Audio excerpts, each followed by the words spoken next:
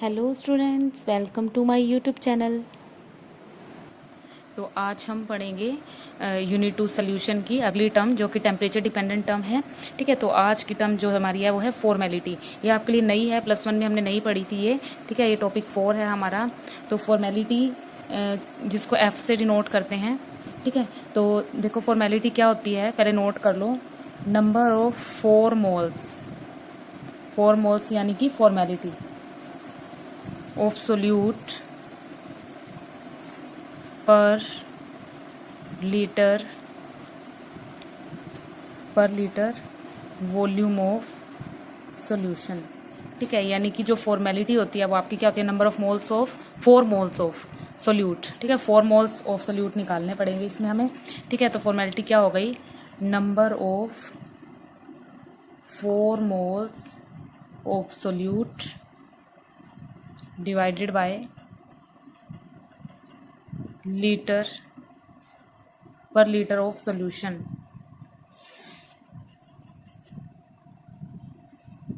ठीक है, सॉल्यूशन।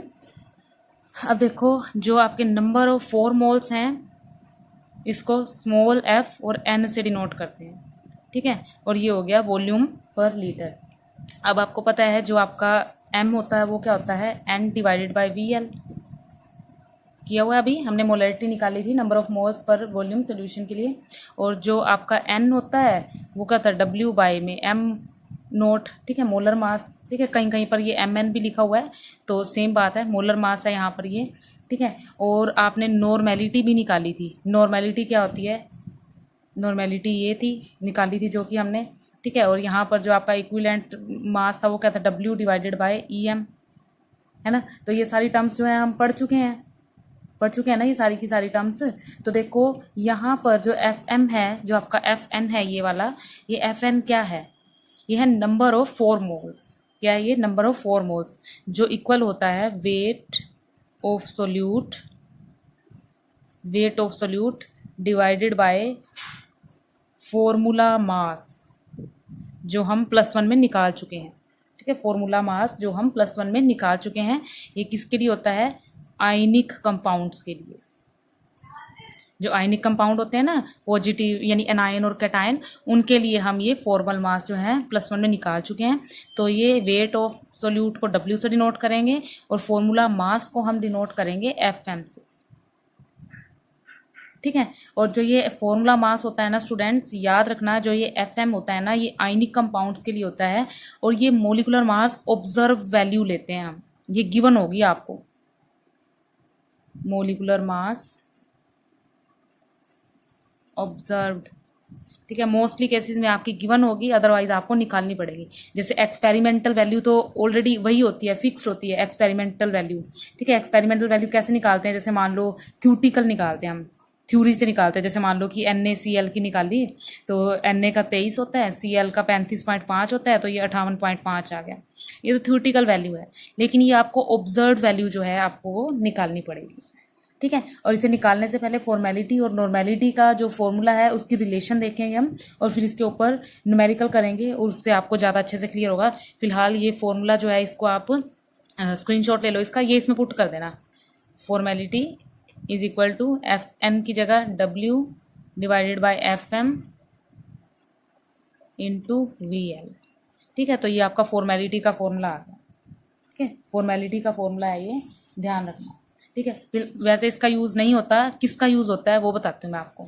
ठीक है, यहाँ पर हमें रिलेशन करना पड़ेगा एक, तो वही रिलेशन का जो यूज़ है हम फॉर्मेलिटी को निकालने के लिए करते हैं। ठीक है, तो देखो यहाँ पर फॉर्मेलिटी आपने क्या निकाली, फॉर्मेलिटी निकाली आपने W divided by FM into VL, यही निकाली है ना आपने।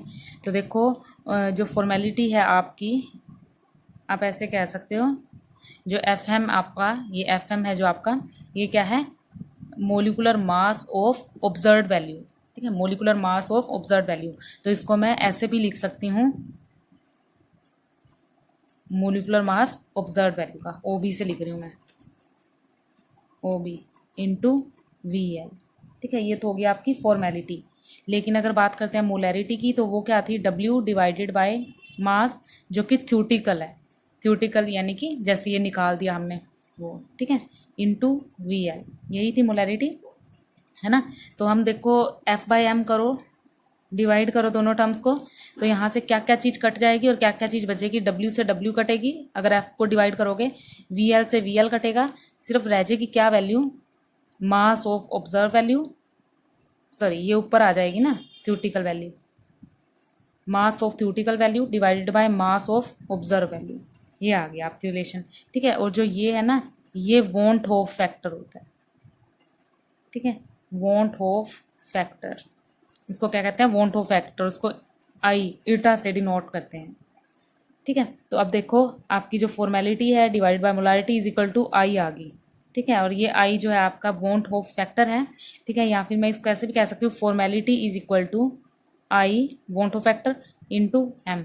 तो ये फॉर्मेलिटी और मोलैरिटी का जो है रिलेशन है, ठीक है। तो ये इसको स्क्रीनशॉट ले लो, ये फॉर्मेलिटी का फॉर्मूला है, ये सारा कैलकुलेट करवा दिया मैंने आपको, ठीक है। आगे जो अगली वीडियो में मैं न्यूमेरिकल करवाऊंगी उसमें हम इसका यूज़ करके देखेंगे, ठीक है। तो इसको स्क्रीनशॉट ले लीजिएगा। आगे करते हैं पार्ट पर मिलियंस। तो जो टेम्परेचर डिपेंडेंट टर्म्स है उसमें ये सारी टर्म्स हो गई, अब अगली रह गई हमारी पीपीएम की टर्म, वो कर लेते हैं। तो आगे करेंगे हम पीपीएम पार्ट पर मिलियन, ये मिलियन आ गया। परसेंटेज में तो हम 100 यूज़ कर रहे थे, लेकिन जहाँ पे पार्ट पर मिलियन है उसमें हम 10⁻6 का यूज़ करेंगे, ठीक है। एक वीडियो भी बना रखी है मैंने इसको, भाई किससे 10⁻2 किससे या 100 कब यूज़ करते हैं ये सारी, ठीक है। तो पार्ट पर मिलियंस की बात करते हैं। यहाँ पर जो सोल्यूट की मात्रा होगी ना, सोल्यूट की, वो बहुत कम होगी, वेरी लेस कह सकते हैं, बहुत कम वैल्यू जो होगी वो सोल्यूट की, ठीक है। तो परसेंटेज में हम 100 से मल्टीप्लाई करते थे और पीपीएम में हमें 10⁻6 से करनी है, ठीक है। तो देखो सबसे पहले हम निकाल लेंगे पीपीएम डब्ल्यू बाई वी का, ठीक है। तो इसका फॉर्मूला क्या होएगा, weight of solute divided by volume of solution into 10⁻6, ठीक है। ये मिलियन के लिए लगाया, ठीक है। और अब v बाई वी के लिए निकालेंगे, दो फॉर्मूले होते हैं, जैसे हमने परसेंटेज के निकाले थे, अभी मैं लिख देती हूँ वो भी ताकि कन्फ्यूज़न ना हो।